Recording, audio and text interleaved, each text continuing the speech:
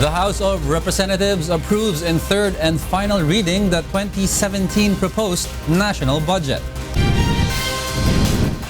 The Quezon City Trial Court denies Andal Ampatuan Junior's plea to gather more evidence to support his bail petition.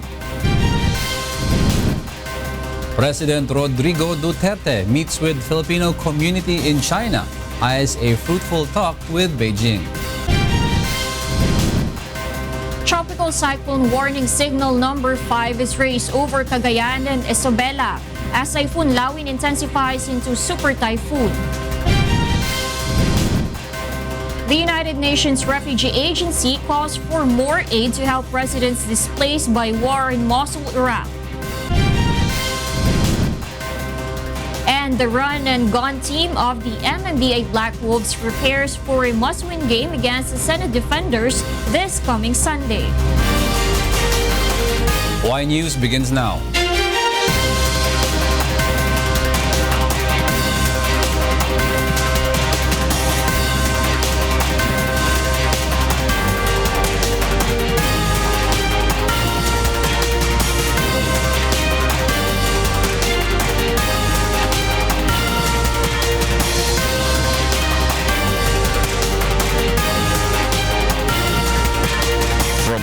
UNTV News and Rescue Command Center. This is Y News with Angelo Castro III and Darlene Basingan. Good evening. The Manila International Airport Authority, or MIAA, questions the time a travel survey tagging the Philippines as among the top 5 countries in Asia with the worst airport was conducted. John Ano will tell us why. Manila International Airport Authority General Manager Ed Monreal is looking at the result of a travel survey released by the website www.sleepinginairports.net in a positive light. The official questions the time it was conducted. Yes, it's a good guide for us. I welcome those. Pero tingnan ho natin kung kailan ho talaga ginanap yung pagsusurvey. Base ho sa aking nabasa, October 15, that was about almost a year ago. So, sa akin bakit isang taon bago lumabas ho yun? But Monreal clarifies that the said survey could help them in further improving their services to the passengers of the Ninoy Aquino International Airport. MIAA is focusing on the rehabilitation of other facilities for the welfare of its passengers. Then again, I am not saying that it's not credible. Mabuti ho mayroon kami pagbabasihan kung ano talaga ang ating current situation. Magiging guide ho yan sa namin para kung anong dapat namin tugunan. Based on an article released by the travel website, NAIA ranks as the 5th worst airport in Asia. This is due to complaints of bullet planting, poor air conditioning system, lack of chairs, complicated terminal transfer system, and other issues. But MIAA says the so-called bullet planting incidents do not exist anymore under the leadership of President Rodrigo Duterte. I'd like to assure the public na wala na hong ganon nangyayari. Although I am not saying that walang nagdadala ng bala. Meron pa ho kaming na-intercept. We're talking about recent count ho namin about 16 incidents. Pero hindi na ho sila na-apprehend at nakakalis na ho sila right after we document and confiscate the bullets. Aside from preventing bullet planting cases, the MIAA says it is already fixing the facilities at the airport like the malfunctioning chiller at the Terminal 2 and is adding about 500 chairs in the waiting area for passengers of Terminal 3. MIAA has once again sought public's understanding and cooperation, vowing to improve services to passengers. Joan Nano, UNTV News and Rescue, Pasay City. Prices of some products are expected to drop as the Philippine Ports Authority finishes its reform programs at all ports across the country. Monok Son will tell us why. A memorandum of understanding has been signed by the Philippine Ports Authority and Port of Antwerp International. The MOU aims to adapt the system implemented by the Port of Antwerp in Belgium. PPA has summoned all port administrators to undergo training and seminar from Antwerp. The training will focus on how to fast-track the turnaround of pick-up and delivery of products for a more organized logistics and supply chain. This is the reform that PPA will implement on all the ports around the country. This includes the opening of 20 more ports in the Philippines in the coming years. PPA says that in the long run, prices of imported and exported products will be lower. The lesser time they spend within the port area, the cheaper it becomes kasi hindi nag-accumulate yung charges. The administrator of the Port of Antwerp agrees with this. The main advantage of transparent logistic chains, transparent supply chains, is that in the end, prices for end consumers can go down. Currently, the utilization rate in the Manila port area is at 68%. This is lower compared with the 90% utilization rate last year during the port congestion problem. PPA said the products for the holiday season has arrived and they believe that it will not be stuck at the port. PPA is confident that the port congestion will not happen again this coming December with the help of Terminal Appointment Booking System or TABS. Mon Hokson, UNTV News and Rescue, Manila. A suspected drug pusher was killed while 61 were arrested in a drug raid conducted by the Philippine National Police in Barangay Old Balara, Quezon City. Grace Casin will tell us why. In this wooden house in Barangay Old Balara in Quezon City, 61 drug personalities has been arrested by Police Station 6. Some of them were caught in the act doing pot possession, and this led to the arrest of alias Buboy, who had been under police surveillance for weeks. An identified suspected drug personality was killed in the operation. Ito ay kasi based na rin dun sa several text messages na nare-receive na namin since last week pa na yung area ay ginagawang drug den ng mga drug personalities. 25 of 61 arrested personalities were tested positive of drug use, 10 of which are female, while 3 are minors. All who tested negative in the drug test were later on released. Itong nahuli natin mga tao ngayon, since isa sa mga nagiging kaso nila is yung visiting drug den. So, sinabject natin sila lahat ngayon sa drug test, initial screening sa drug test. At kung magpa-positive po sila dyan, sila yung kakasuhan natin. Grace Casin, UNTV News and Rescue, Quezon City. Before going on a break, the House of Representatives approves tonight the 3.35 trillion pesos proposed national budget in third and final reading. The House Bill number 3408, or the General Appropriations Bill, was approved with 243 to 5 votes and 1 abstain. The House Appropriations Committee conducted more than 30 hearings on the proposals of different department agencies, judiciary, and constitutional offices. The proposed national budget is 11.6% higher compared to the 2016 budget with 3.002 trillion pesos. The House Committee on Constitutional Amendments gives the go signal to amend the Constitution through Constituent Assembly. Aga Kaakbay will tell us why. After a heated debate on amending the Constitution, members of the House Committee on Constitutional Amendment has finally reached an agreement. In a vote, 32 lawmakers agreed to amend the Constitution through a Constituent Assembly while 7 disagreed. Shows that the Committee on Constitutional Amendment approves the concurrent resolution calling on the Congress of the Philippines to constitute itself as a Constituent Assembly for the purpose of proposing amendments to or revisions of the 1987 Constitution. Some lawmakers meanwhile explained why they reject CONAS. In a joint session assembled, there should be a participation of the Senate and the House of Representatives. Therefore, in that line of argument, Mr. Chair, I will say and I will vote no. Ito po ay pagsasawalang bahala sa damdamin ng maraming mga leader ng ating lipunan. Under CONAS, the members of both chambers of Congress will be the one to amend the 1987 Constitution.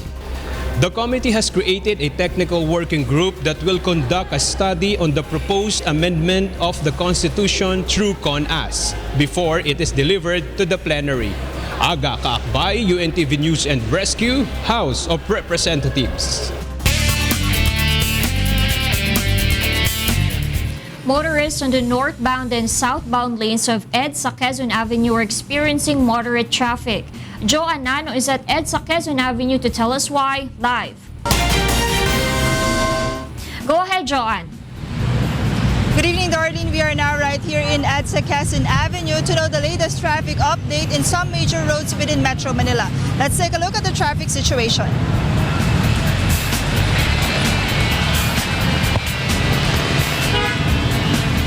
Here in Quezon Avenue, for those vehicles going along España, motorists will experience moderate movement of vehicles. Moderate traffic will start from Roosevelt going to Araneta Avenue and Santo Domingo area. While for those who are passing along the eastbound area, for those vehicles exiting in EDSA Quezon Avenue, or for those who are traversing Commonwealth Avenue, will experience heavy traffic as of this moment. Meanwhile, vehicles along the EDSA southbound, for those who are going to Cubao area, will also experience moderate to heavy traffic. Same situation will be experienced by the motorists along the northbound area coming from Quezon Avenue going to Muñoz. Let's take a look at some of our live traffic points. First, in EDSA Balintawak. Motorists along the northbound area, for those who are coming from Muñoz going to Balintawak, will experience a light to moderate traffic as of this moment. While light traffic will be experienced for those who are in the southbound area coming from Balintawak going to Muñoz. Let's proceed in EDSA Guadalupe. Moderate to heavy traffic is now being experienced by the travelers coming from Guadalupe going to Shaw Boulevard. While for those who are on the opposite side of the lane, for vehicles coming from Orense going to Ayala Makati, will experience heavy traffic as of this time. Meanwhile, in the southern metro in Baclaran Rojas Boulevard, for vehicles coming from Baclaran traveling going to Manila area, will experience a light to moderate traffic.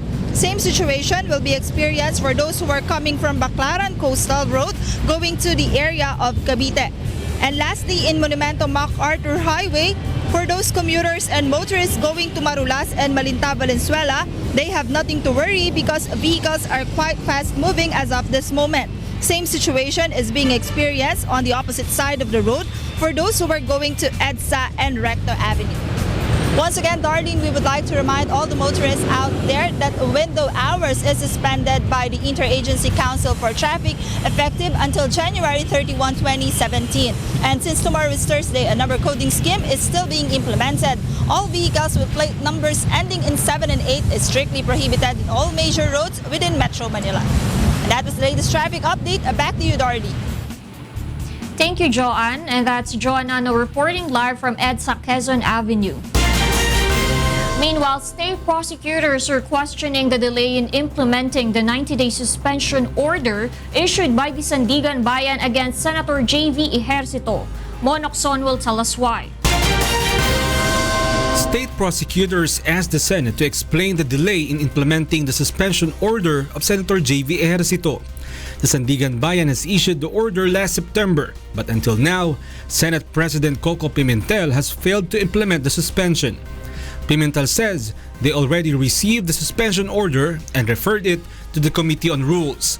They are currently waiting for the report. We will answer the motion if required by the court to respond to the motion. But I will just telegraph now what the contents of the answer will be. Number one, when we received the order, we referred it to the Committee on Rules. The Committee on Rules has not yet reported out or come back to me. However, according to Committee on Rules Chairman Senator Tito Soto, they are still waiting for the decision of the Graph Court on the demurrer to evidence filed by Ejercito. Soto adds that Senator Pimentel has not yet recommended the suspension order to the plenary, but instead endorsed it first to the Committee on Rules. The Constitution says that ang suspension ng member of Congress ay nanggagaling sa kanyang body or sa institusyon. At yun ang sinusunod ng House matagal ng panahon. Ang Senado rin naman, sinusunod yun. Kaya lang, mayroong mga instances before na mabilis ang aksyon sapagkat yung Senate President ini-endorse agad sa plenary yung suspension. Sandigan Bayan ordered Senator Ejercito suspension for 90 days. over the graft case he's facing over the alleged anomalous purchase of high-powered firearms in 2008, when Ejercito was still the mayor of San Juan City. Mon Hokson, UNTV News and Rescue, Philippines. The Quezon City Regional Trial Court Branch 221 denies the request of Andal Ampatuan Junior for more time to submit additional evidence to support his bail petition. The principal accused in the massacre wanted another 30 days to go over the transcript of hearings and gather more evidence. But Judge Jocelyn Solis Reyes ruled that Andal Jr. was already given at least 2 occasions to review the case records from January until June this year. She adds that this is a clear attempt of the accused to further delay the case. Andal Jr.'s formal offer of evidence is now deemed submitted for resolution, and the court will now rule whether or not it will admit the evidence he presented. A report of the House Committee on Justice points at the possible accountability of Senator Laila de Lima and former Bucor or Bilibid and Bucor officials in the alleged illegal drug trade inside the new Bilibid prison. Nel Maribuhok will tell us why. After 4 hearings, the House Committee on Justice has released their report on the alleged illegal drug trade in New Bilibid Prison. According to the committee report, they have established clearly the proliferation of syndicates and drug trade in NBP during the watch of former DOJ Secretary Laila de Lima, based also on testimonies. The committee urges the DOJ for an in-depth investigation on de Lima's role in the drug trade. Based on the report, all evidence point to the former DOJ's possible accountability in the illegal activities.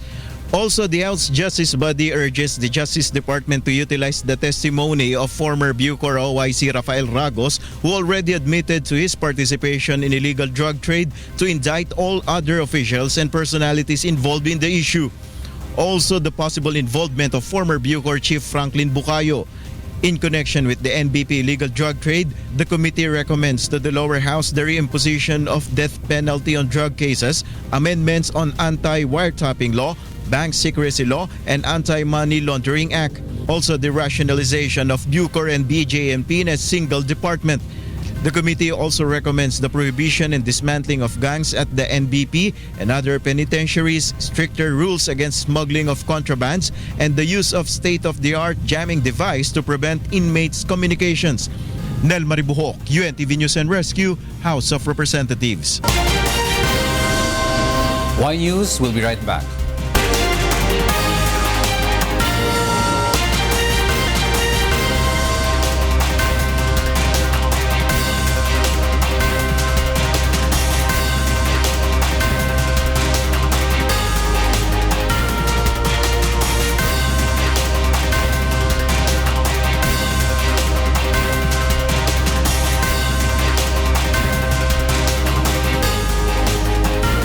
President Rodrigo Duterte is now speaking before the Filipino community in Beijing, China, as part of his 4-day state visit.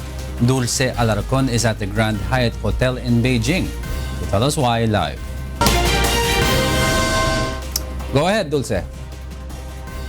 Yes, Diego, we are here at Grand Hyatt Hotel in Beijing, where our fellow Filipinos are gathered listening to the speech of President Rodrigo Duterte. President Duterte is now addressing to more than 600-strong Filipino community here in mainland China. This visit of the President Duterte is considered historic, as to what the Chinese Foreign Minister Wang Yi described as no individual or foreign force could stand in the way of rebuilding the friendship between China and the Philippines. Although the President mentioned last night during his arrival that the controversial sea dispute is not among the agenda of the bilateral talks with China, many still believe that the discussion of the matter is inevitable. Analysts believe that because Beijing is anticipating that the arbitral ruling will be raised, the originally planned 2-day trip has been elevated to a 4-day state visit, the highest diplomatic level, to honor the Philippine leader. Tomorrow will be a busy day for the president, aside from meeting the Chinese Premier Li Keqiang and the chairman of the National People's Congress, Zhang Dajiang. Mr. Duterte, together with the Chinese President Xi Jinping, is set to issue a joint statement stressing areas of cooperation and witness the signing of a number of memoranda of understanding and agreements in areas including agriculture, infrastructure, construction, investments, and trade, and likely fishery cooperation near the disputed Scarborough Shoal. Well, right now, the president is still delivering his speech before our kababayans here in China, and we can actually hear them applauding loudly.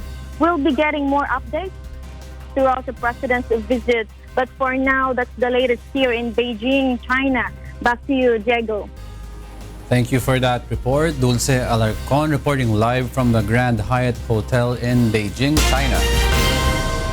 Defense Secretary Delfin Lorenzana says the president's decision to stop joint military exercises with the United States is not yet final. Lois Balancho will tell us why. Defense Secretary Delfin Lorenzana says the president's decision to end the military exercises with the United States is not yet final, as he still has to make a presentation before the other cabinet members. The cabinet meeting will be held next month, and EDCA as well as other international treaties will be discussed. He said, I will need the inputs of the cabinet to make the decision. So as of now, sir, there is no decision to suspend the training next year. EDCA is still on, the visiting force is still on, and everything here is going on, sir. Senator Franklin Drilon, in a separate interview, advises the president to consider his cabinet's opinion before embarking on big decisions. Maybe he feels that he does not need to consult the cabinet, and that is his prerogative. But I would maybe suggest that more consultation be done. Precisely, you appoint your cabinet as your advisory group, because you know no one can know everything. That is why you have experts in the various fields. After answering all queries by the members of the Commission on Appointments, the body then approved the confirmation of Secretary Lorenzana and Executive Secretary Salvador Medialdea. It also confirmed the appointments of 4 ambassadors, namely Ambassador to Qatar Alan Timbayan, Ambassador to Spain Philip Luwilier, Ambassador to the Great Britain and Northern Ireland Antonio Lagdameo, and Ambassador to Malaysia Charles Jose, who was the former Assistant Secretary of the Department of Foreign Affairs. Joyce Balancho, UNTV News and Rescue, Senate of the Philippines. Pag-asa raises tropical cyclone warning signal number 5 and 6 areas in northern Luzon. Rosalie Causes in Pag-asa Weather Forecasting Center to tell us why, live. Good evening, Rosalie. Go ahead. Good evening, Darlene. Typhoon Lawin intensifies into a strong typhoon before making a landfall and is now considered as the strongest typhoon that hits the country this year. At 7 p.m. today, the eye of Super Typhoon Lawin was located based on all available data at 175 kilometers east-northeast of Casiguran, Aurora, or at 200 kilometers east-southeast of Tuguegarao City. It has maximum sustained winds of up to 225 kilometers per hour near the center and gustiness of up to 315 kilometers per hour. It is forecast to move west-northwest at 25 kph. Super Typhoon Lawin is expected to make landfall over Cagayan Isabela area around 12 midnight later up to early morning tomorrow, and will then cross Apayao, Ilocos Norte, and will head to the West Philippine Sea. Heavy to intense rainfall is expected over Cagayan, Isabela area, and the rest of northern Luzon, while moderate to heavy rainfall is expected over central Luzon tonight until tomorrow. This is within the 800 kilometers diameter of the super typhoon. Tropical cyclone warning signal number 5 is raised over Cagayan, Isabela, Kalinga, Apayao, Northern Abra, and Ilocos Norte, wherein winds of more than 220 kilometers per hour is expected in 12 hours. Because of the intensity of the wind and rainfall, widespread damage in infrastructures and agricultural sector is expected. Signal number 4 is raised over rest of Abra, Ilocos Sur, Mountain Province, Ifugao, and Calayan Group of Islands. Severe flooding and landslides are expected in many parts of northern and central Luzon. Meanwhile, signal number 3 is raised over La Union, Benguet, Nueva Vizcaya, Quirino, and Northern Aurora. Storm surge of up to 5 meters or as high as the second floor of a building is expected at coastal areas in Cagayan, Calayan Group of Islands, Isabela, Northern Aurora, and Ilocos Norte. Tropical cyclone warning signal number 2 is raised over Batanes Group of Islands, Pangasinan, the rest of Aurora, Tarlac, Nueva Ecija, Northern Zambales, and Northern Quezon, including Polillo Islands. Signal number 1, on the other hand, is raised over the rest of Zambales, Bulacan, Bataan, Pampanga, Rizal, rest of Quezon, Cavite, Laguna, Batangas, Camarines Norte, Camarines Sur, Catanduanes, Albay, and Metro Manila. Meanwhile, spilling operations in Magat, Ambuklao, and Binga dams are ongoing. Darlene, Pag-asa says Super Typhoon Lawin is expected to exit the Philippine area of responsibility tomorrow evening or early Friday morning. Keep monitoring for weather updates, keep safe everyone, but lean on and trust in the Almighty. That's our latest weather update. Back to studio. Thank you, Rosalie. And that's Rosalie Cos reporting live from Pag-asa Weather Forecasting Center. Meanwhile, farmers in northern Luzon rush their harvest, while residents in Isabela have been ordered to evacuate as soon as possible.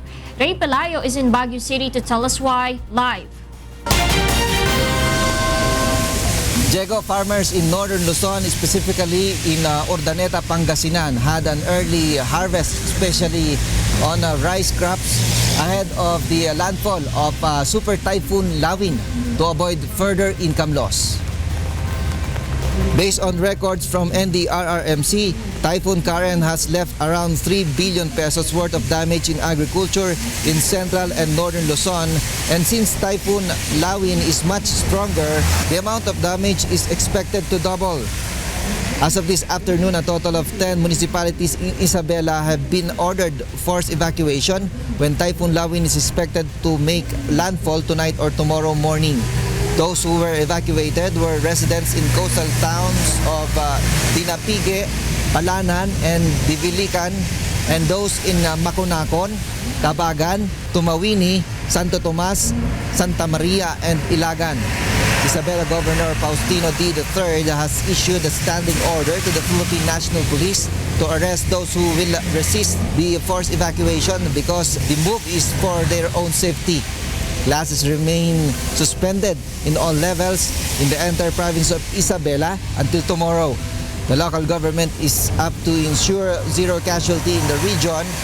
Meanwhile, the Provincial Disaster Risk Reduction Management Council has tapped the service of the Philippine Army, DPWH, Isabela Electric Cooperative 1 and 2 to help the clearing operations of fallen trees along national highways and interior barangays in the aftermath of the typhoon. Diego? The Philippine Coast Guard is strictly implementing the no-sail policy in all port and coastal areas across the country. Aiko Miguel is at Quezon City to tell us why, live. Yes, Aiko. Good evening, Darlene. Rescue equipment have been prepared by the Philippine Coast Guard for the possible storm surge that Super Typhoon Lawin may bring as it approaches landfall anytime soon. PCG spokesperson Commander Armand Balilo. They are also strictly implementing the no-sail policy at all ports and coastal areas nationwide. Diniretso na namin yung pagpaprohibit sa mga sakyang pandagat doon sa area. So definitely mga barko na maliit, malaki, mga inter-island, commercial, fishing boat, hindi na pwedeng maglayag. They are also continuously monitoring the coastline to ensure that nobody is sailing during the current weather condition. Chinek na rin yung mga local government units kung nakapalo yung mga bangka at kung meron pang naglayag na hindi namin alam. The PCG also issues a notice to mariners in Metro Manila, which is currently under Tropical Cyclone Warning Signal number 1, to prevent any kind of untoward incident at sea. The public is also reminded to coordinate and follow the advisories and warnings of government officials. PCG Hotline 0917 PCG DOTC is open for questions and inquiries in line with the trips and travels in ports. And that is the latest live. Back to you, Darlene. Thank you, Aiko Miguel, and that's Aiko Miguel reporting live from Quezon City. The National Disaster Risk Reduction and Management Council warns residents in northern Luzon and other areas that will be affected by Super Typhoon Lawin of possible storm surge. Brian De Paz will tell us why. Pag-asa Project NOAA Executive Director Mahar Lagmay says, this time, Super Typhoon Lawin can create 2 to 5 meter storm surge. Thus, residents in the northern part of Luzon are advised to take the necessary precautions, particularly those living in the coastal areas. Yung tubig dagat po ay tumataas at pwedeng kapag sa baybay dagat ay tumaas yung magkaroon ng storm surge, ay papasok po yung tubig na yon minsan hanggang 2 kilometro, 3 kilometro. Yung nangyari po sa Tacloban ay 3.5 kilometers ang pinasok ng tubig dagat. The Department of Interior and Local Government says that forced evacuation is the call of local government units and reminds everyone that the tragedy in Tacloban 2013 should not happen again. Ayaw nating mangyari ulit yung nangyari sa Tacloban and the rest of the provinces of Region 8 during Typhoon Yolanda. Kaya lahat naman tayo mga Pilipino nakakaintindi na at natuto na doon sa mga leksyon na dala sa atin ng Yolanda. The Department of Social Welfare and Development has a standby fund of more than 1 billion pesos. They assure the public that the government is ready for the effects of Super Typhoon Lawin. The DSOBD is closely coordinating with the Office of Civil Defense in those areas in ensuring that preparations are in place and there are preposition resources for relief as well as rescue. So may sapat na preparasyon na ho tayo, may sapat na advisories sa mga local government units para sa kaukulan nilang aksyon. Brian De Paz, UNTV News and Rescue, Camp Aguinaldo. Y News will be right back.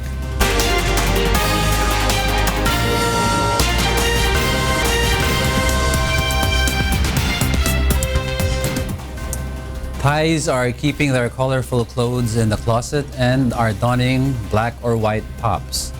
Darlene de Ocampo will tell us why. For 30 days, Thais are refraining from festivities and dressing in black as part of a longer mourning period which will last a year. On the streets of downtown Bangkok, Thai fashionistas are not daunted by the somber social dress code. Little black dresses and evening wear are making their way into offices and testing the imagination of young Thai women's mourning wardrobes. Black is the color of mourning, but white is also permissible as it symbolizes purity and is the color worn by ethnic Chinese at funerals. ก็อาจจะมีการแบบว่าเอาสีอื่นเข้ามาแบบว่าผสมกันนะคะอย่างเช่นสีขาวสีเทาอะไรอย่างเงี้ยแบบคุมโทนนะคะ Local designers are scrambling to revise their collections to reflect the mourning. The sudden shift to austere colors has caused happy-go-lucky designers and tailors are rushing to make clothes suitable for mourning. คือกลุ่มลูกค้าเราก็จะเป็นกลุ่มลูกค้าที่แบบเป็นผู้หญิงที่ทำงานอยู่แล้วฉะนั้นเนี่ยต้องใส่แน่นอนชุดไว้ทุกข์เราก็จะเอาคอลเลคชันที่เป็นเน้นโทนสีที่ไว้ทุกข์อะค่ะขาวดำเทาขึ้นมาก่อนส่วนคอลเลคชันปกติเราก็จะแบบยังมีอยู่แต่ว่าไม่ได้เด่นมาก At clothing stalls in the market, shop owners have rearranged their products so that monotone clothes are in the front and because none wants to buy them now. For Thais who don't have the money to buy a new black wardrobe, the government and volunteers have been dyeing old clothes for free. People can bring in their old shirts and trousers to tents set up near the Grand Palace, where the body of the king is being kept, and other places around Bangkok where staff put them in cauldrons of black dye. ช่วยประหยัดเงินในกระเป๋าด้วยค่ะเงินทองก็ไม่ค่อยมีหายากอะค่ะ Thousands have taken advantage of this service so far. Though tourists are not obliged, it is still better to refrain from wearing colorful outfits as a sign of respect for the king and the grieving public. Darlene de Ocampo, UNTV News and Rescue, Bangkok, Thailand. The Philippines has delayed the window cleaning ban among Filipino domestic helpers in Hong Kong. Ferdy Petalio will tell us why. Employer groups in Hong Kong urged the city to improve regulation and safety after the Philippines moved to ban domestic helpers from engaging in the risky task. The Philippine consulate has decided to suspend a ban on all exterior window cleaning by domestic helpers for 30 days after the Hong Kong government requested more time to work out details of the issue. Earlier this week, the consulate has announced that a new contractual clause would be installed in the contracts of all Filipino domestic helpers, specifically that cleaning the outside of window is no longer part of their duties. Initially, the ban was supposed to have taken effect last Saturday, October 15. However, the Philippines agreed to suspend the action for 30 days to November 14 after the Hong Kong government expressed its concern to the consulate. Filipino domestic helpers in Hong Kong appreciate the Philippine government's efforts to secure their safety. Pabor po sa amin ng mga OFW yung ganun kasi very risky po yung paglilinis ng bintana, lalo na yung walang grills. Doon po yung mas malamang na nakakaano ng disgrasya para sa amin. Kaya okay po na ganun, i-implement yung ganun isasama na po ata sa kontrata. Mas safety po na ganun. Sa akin naman kasi yung amo ko, ayaw niya akong paglinis kasi mataas yung building, nasa 50th floor kami eh. So delikado, baka mahulog ako doon. Hong Kong's Department of Labor welcomes the delay as it believes more time is needed to work out the practical details of the new measures being laid by the Philippines, as well as to seek a balance between the interest of employers and domestic helpers. The department is expected to meet with the consulate again next Monday, October 24, to discuss the issue further. The Philippines' move is in response to reports that several domestic helpers have plunged to their deaths from the city's high-rise building in recent months while cleaning the outside of windows. Ferdy Petalio, UNTV News and Rescue, Hong Kong. The United Nations Refugee Agency is calling for more assistance as government offensive continues in Mosul. Mabel Razon will tell us why. The United Nations Refugee Agency, UNHCR, says up to 1 million people could be displaced in the ongoing government offensive to retake the city of Mosul from Islamic State extremists. It is asking for $121 million for Iraq to close a major funding gap in helping the displaced. Currently, the agency and the regional government in the Iraqi Kurdistan have enough materials to shelter and help up to 400,000 people. Camps like the one in Dibega are being constructed to support the volume of refugees. The almost completed Zalikin camp in Duhok is meant to shelter up to 6,000 people. UNHCR is preparing more existing camps to handle the influx of possibly hundreds of thousands from the offensive to retake Mosul. طلعنا مريضاني عندي سكر علاج ما ظل هناك علاج كله منتهي مفعوله محاصرين كل شيء ما بقى هناك عندي طفل معوق حتى ظل هناك ما قدرت أشيله مشينا 13 ساعة. We that arrived from the conflict zone to the Dibegi camp last week and recounted how she suffered for almost 2 years under the extremists. With her were her 3 of her sons, but she still has 1 left in the conflict area. يخابرنا يبكي ابني المعوق يريد يجي هين هو مدلل يريد أكل زين يريد ياكل يريد وهناك ما بقى كل شيء هناك بس خبز. Meanwhile, Jamal's experience was also long and brutal. وقسم جثث لقيناها ملقوحة بالطريق يعني اللي طق عليهم الغام قبلنا اللي ميتين المهم زين فالحمد لله احنا وصلنا المخيم. In the Bege camp, construction is underway for a school for displaced children to avoid the loss of months and years of education. UNHCR said more is still needed to do more. Mabel Razon, UNTV News and Rescue, Middle East. An international foundation is promoting osteoporosis awareness in Australia. Nina Bascon will tell us why. Osteoporosis Australia, in support to Love Your Bones, Protect Your Future worldwide annual campaign of World Osteoporosis Day on October 20, 2016, is promoting understanding on bone health, nutrition, and prevention of osteoporosis to address the major health issue which affects over 1 million Australians. And that's a very important factor. And there are certain medical conditions which set you up, and there's certain treatments you might be. This is concerning because it means there bones are more fragile and more likely to fracture. The organization encourages the people across Australia to take early action by doing regular exercise, a bone-healthy diet, and by consulting the doctor on osteoporosis, which is known as the thinning of the bone. I believe that sitting directly in the sun gives me enough vitamin D, and I believe that's good for my bone structure and my health. I'm out in the park today in Sydney getting some rays from the sun because I believe that vitamin D is incredibly useful in maintaining a healthy bone structure, and that's incredibly important. Dr. Lorinda De Leon, a Filipino-Australian general practitioner in Melbourne, Australia, explained it very simply how vitamin D and calcium works together to improve not only the bone but our overall well-being. If you don't have enough calcium in your heart will not contract properly because calcium is important in heart contractions. And if you don't have enough vitamin D and there is not enough calcium in the brain, you become forgetful, lack of memory, lack of concentration, lethargy, and tiredness. Osteoporosis Australia came up recently with Australian first bone health self-assessment tool, known as Know Your Bones, to innovatively fight the dreadful bleeds of brittle bones, designed in helping people recognize their bone fracture risk. Low level of vitamin D can also lead to bone diseases and possible increase of falls and bone fracture in older people. As vitamin D deficiency is common in Australia, Osteoporosis Australia recommends to also get adequate amount of vitamin D from the main source of it, which is exposure to sunlight. Nina Bascon, UNTV News and Rescue, Melbourne, Australia. The Singapore government releases Wolbachia carrying male Aedes mosquitoes in some areas in the city-state as mosquito-borne diseases spread. Mary Jo Maraliado will tell us why. The National Environment Agency, or NEA, believes that the male Aedes aegypti mosquitoes carrying Wolbachia would help prevent the spread of dengue and Zika virus carrying mosquitoes. Wolbachia, a naturally occurring bacteria, has been recommended by the World Health Organization as a promising tool to reduce mosquito populations and prevent the transmission of dengue and Zika.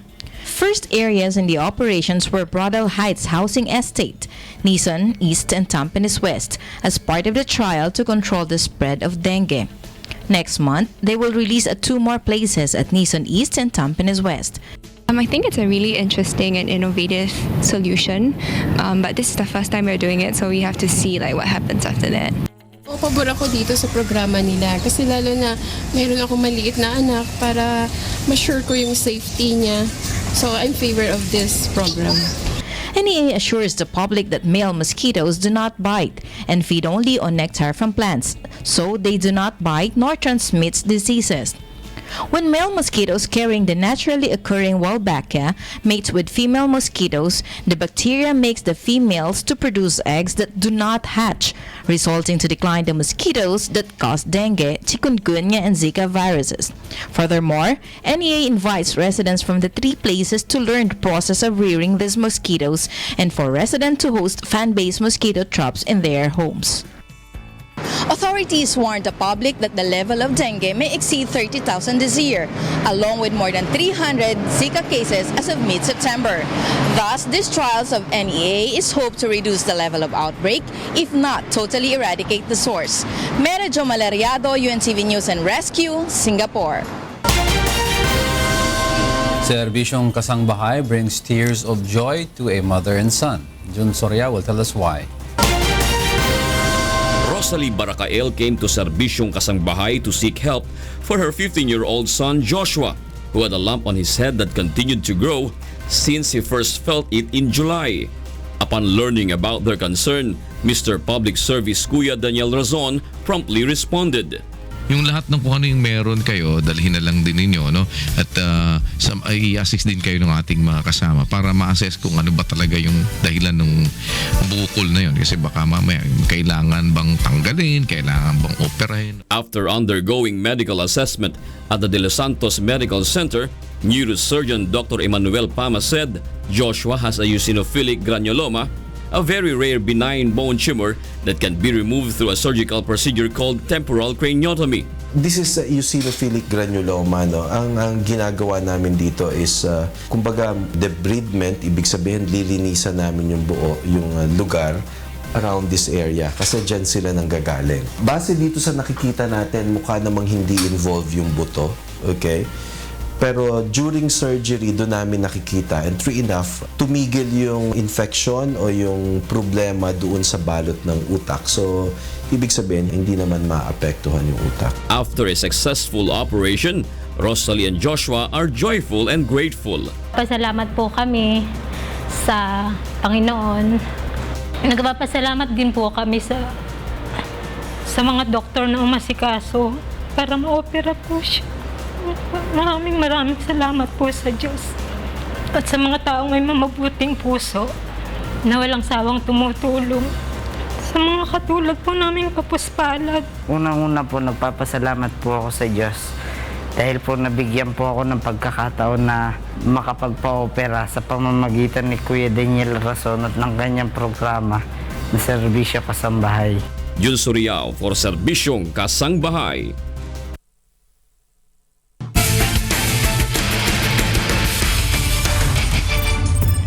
The run-and-gun team of the MMDA Black Wolves preps up for a game against the Senate Defenders this Sunday.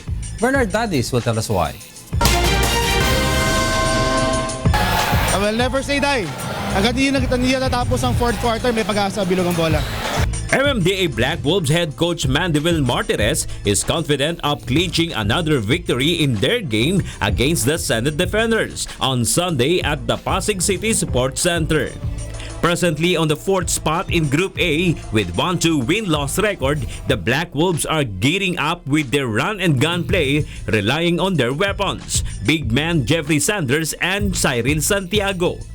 And the league's former best in steals, Peter John Villanueva, who was hailed as best player at their last match against the Ombudsman Graftbusters. The Black Wolves guard bucketed 37 points, 6 coming from the Rainbow Country, 2 assists and 3 steals. Meanwhile, Coach Mandeville formulates game plans and plays, investing on teamwork and better performance from the local players. Teamwork pa rin. Walang pa rin kami. Nung huli na lang gumana. Dahil yung mga locals, nagtrabaho talaga mabuti. The match between the Black Wolves and the Senate Defenders will be aired on Sunday, October 23, 2016 at 2 p.m. on UNTV with free streaming via untvweb.com. Bernard Dadis for UNTV Cup Season 5. 14 individuals and organizations were awarded last night in the Asia CEO Awards, the Philippines' biggest award event for chief executives. Aiko Miguel tells us why. The Asia CEO Awards Gala Night was held last night at the Marriott Hotel, which was attended by first-level and second-level managers in the Philippines as well as across the Asia-Pacific region. 14 winners were awarded because of their outstanding leadership achievements in the Philippines and in the ASEAN region. One of the awardees is James Danovan, the co-founder, president, and executive officer of ADEC Innovations. He received the Expatriate Executive of the Year. I'm honored. I've had the privilege of working here and for over 20 years in the Philippines. We were really blessed to start a company where ADEC Innovations was founded in the Philippines as a Philippine company, and we were really able to see a phenomenal growth using capabilities here. Clarissa Delgado, the woman behind the Teach for the Philippines, represented by her Chief of Staff, was awarded Young Leader of the Year. The Teach for the Philippines organization is known for helping young educators reach far-flung areas to educate the youth.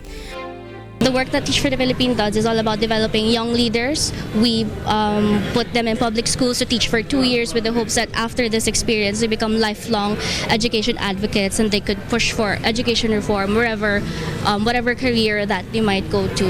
Ms. Rebecca Bustamante, the Asia CEO President, is proud of the exemplary works of all the nominees and awardees who give contributions for the economic development of the Philippines. We're highlighting leaders and we are really promoting our country because we have belief in all our people. Business community, individual really putting their heart together for because of the passion of really making Philippines first world. The Asia CEO Awards is now on its 7th year in recognizing leaders. It is also the biggest awards event in the Philippines, which also aims to promote the Philippines region as a premier business destination. Well, it's important to honor these people because they provide employment and growth for the nation. And so we want to promote it so that we get more people doing great things. Each year, the Asia CEO Awards accepts nominations starting on the first quarter and then announces the finalists during the media event months later. To learn more about the Asia CEO Awards, visit www.asia.ceoawards.org or call 632-822-4129. Aiko Miguel, UNTV News and Rescue, Pasay City. Those are the reasons behind the news. October 19, 2016. I'm Angelo Castro III. Reasons we delivered to you as they unfold. I'm Darlene, Basingan. Because we need to know. We will always ask why. Thank you for watching Y News.